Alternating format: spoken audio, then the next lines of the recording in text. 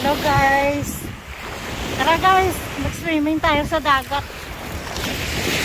Gamot kasi yung dagat sa mga ubo, lagnat, sipon. Wag lang lagnat.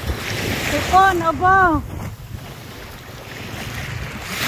Maganda ang lugar namin sa Roas Capiz, Pilar dito.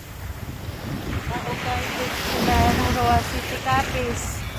Sikat ang Roas Capiz sa Manila. Kasi maraming seafoods. Nagde-deliver sa Boracay. Last year, Boracay kami. April, yung mga seafoods doon. Galing dito sa Roas Capiz. Marami dito, alimango, talaba, mga tahong, mga litog. Kaya yung mga taga Manila, mga Tagalog, dakato sa Roas Capiz, inaswang ng Mailongga.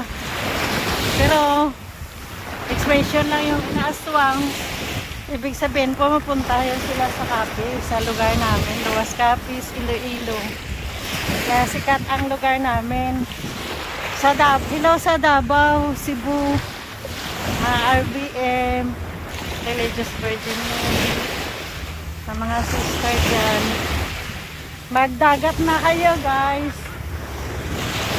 Mga taga-Erling. Dito ako ngayon nag-vlog yung owner ng Erling. Sir Gomer Amoral. To God be the glory. Thank you. Uwi na kami Manila bukas. To God be the glory.